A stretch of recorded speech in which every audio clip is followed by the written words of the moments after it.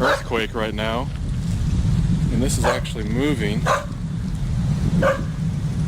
Can you see the cracks moving?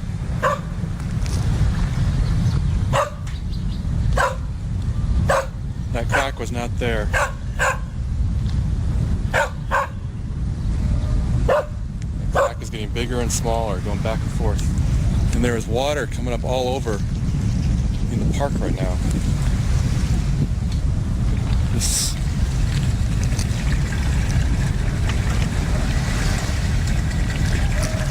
And here's a huge crack. And it's still moving. It's just going back and forth, swaying. It's making me kind of nervous. This land could just go, potentially. I don't know. In the days to come, scientists would regrade this quake as a magnitude 9. On March the 11th, 2011, at 2:46 p.m. Japanese time, the stresses reached breaking point.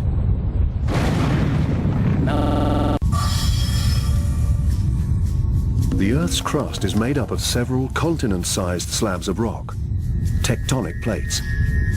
Japan lies on a boundary between these plates.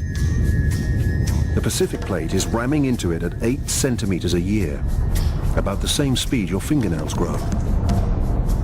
The Pacific plate drives underneath it, snagging and catching as it goes. The plate that Japan sits on compresses and buckles under the strain. Over decades and centuries, immense stresses build up. The best early warning system people would have been the fact that there was an earthquake. And people have got used to the fact that if you have an earthquake, there is a possibility of a tsunami that will follow.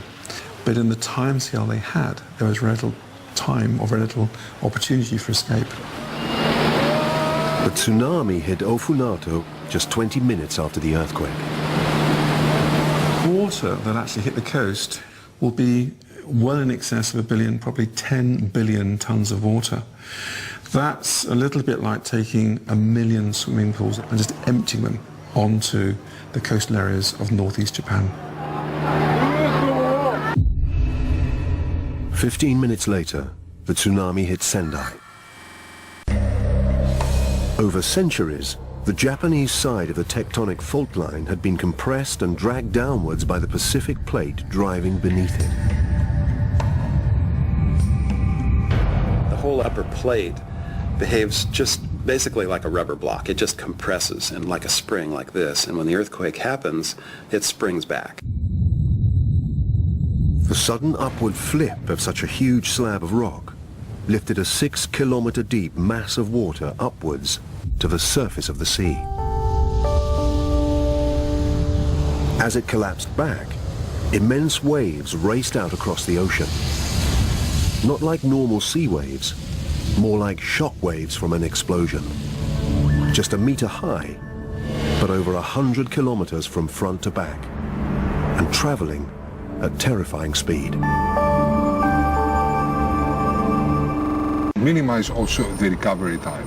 It's very difficult for science to protect against earthquakes and tsunamis. What science can do is help town planners, engineers to make buildings stronger, to make designs of buildings and cities more resilient. We cannot stop these things happening. We can't prevent it, but we can prepare for it.